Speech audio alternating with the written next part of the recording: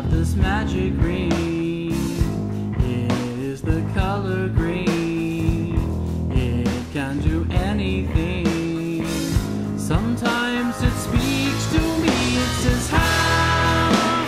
What have you done with your life? People around you keep dying. Use your will to right the wrong.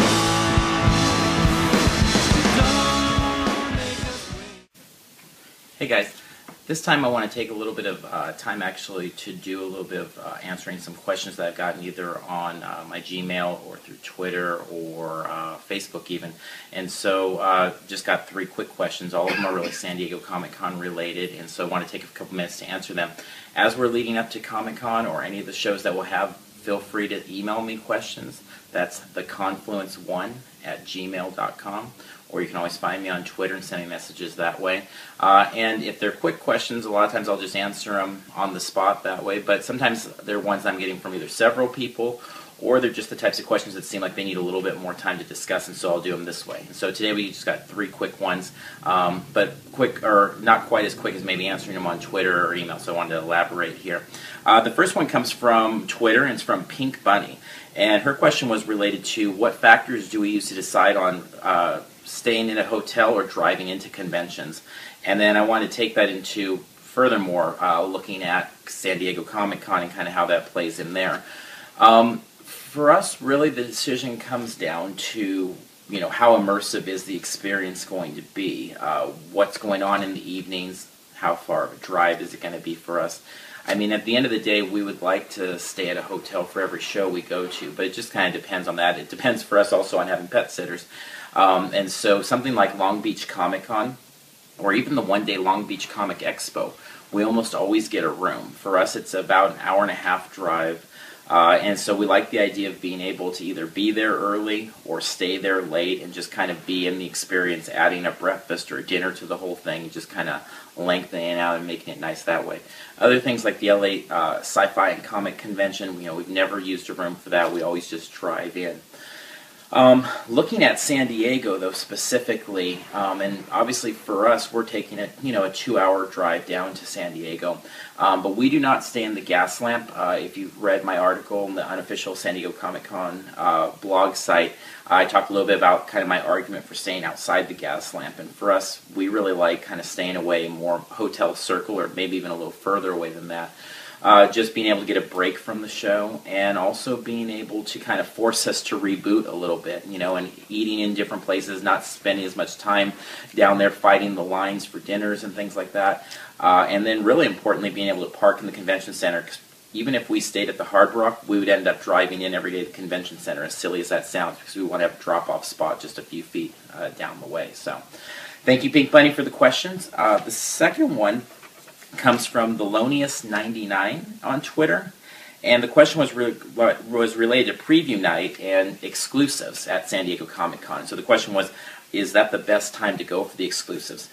And what I say to that really is just like anything with San Diego Comic-Con, time is of the essence, and you want to use all of your time. So in the old days, preview night was the easy time to go and gather everything up and run in there and hit all your spots at once. Not so much anymore. You know, something like the Hasbro booth, the last 2 years, it's been almost impenetrable on preview night. Lots of horror stories of people getting stuck there 2-3 hours and not even ever getting into the actual place to order. So for us, though, yes, we do use preview night for exclusives. We try to gather up what we can.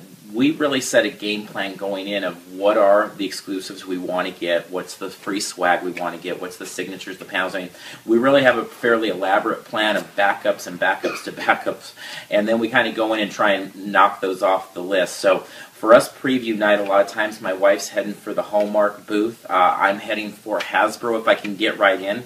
If it's a mess, which it usually is, I abort and I turn right around to something like Gentle Giant. We always order Mattel in advance, so we're not even messing with that when we're there. We'll try and hit the DC booth and the Marvel booth a couple times for free swag that night. So in the end, preview night is hugely important.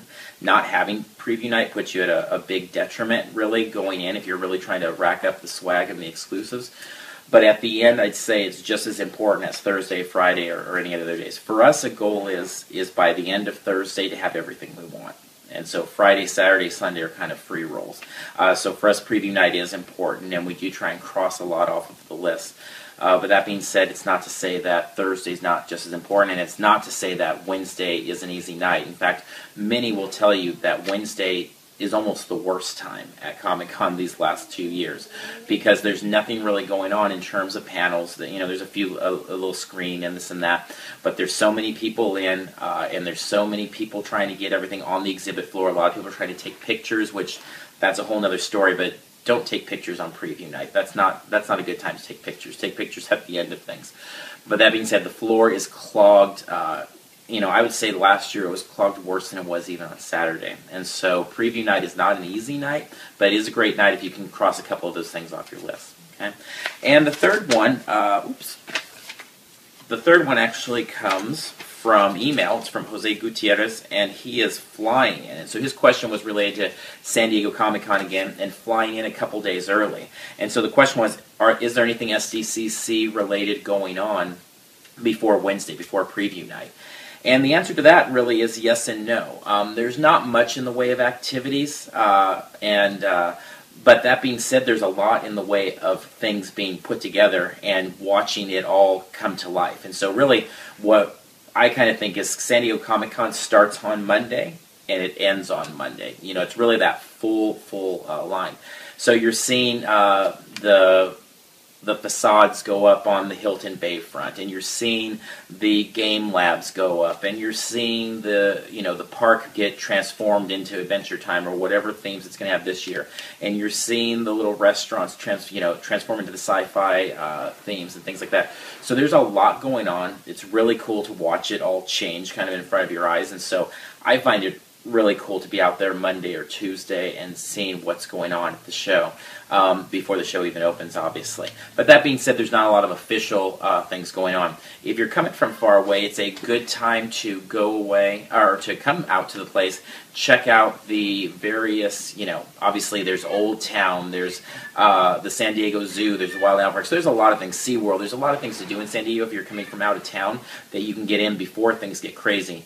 For us, our tradition has become to drive down on Tuesday to Carlsbad and actually do Legoland on Tuesday.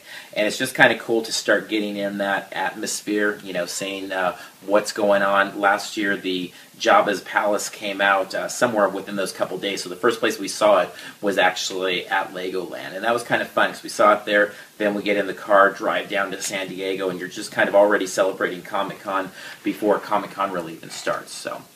So, long story short, you don't have to come down early. A lot of people make their way Wednesday. Some people make their way Thursday even. But for me, if there's a way that you can afford it with both money and time, the earlier you can get out there, the better, because you can watch the transformation of the city, and it's a really fun thing to see Comic-Con take over for those 7 days and just make the city its own.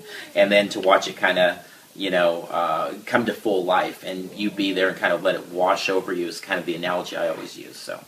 All right, so those are just 3 questions. I thought they were great questions that came to me that are things that I either have gotten more questions on or just I think are very valuable to a variety of people, so I wanted to answer them in this format. So please keep the questions coming. Whenever I get a handful of them together that I think it'd be good to do one of these video breaks on, I'll gather them up and we'll answer them this time. Okay. All right, thanks a lot. See you in line.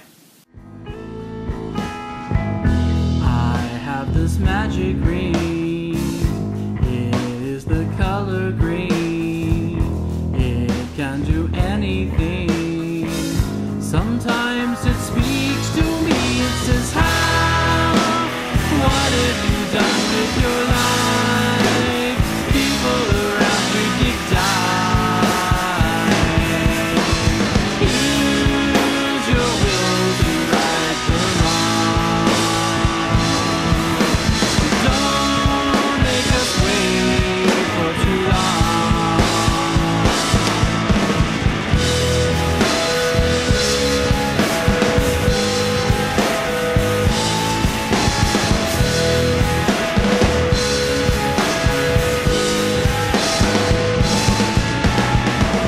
I swim in outer space. It's like I own the place. To say, wish they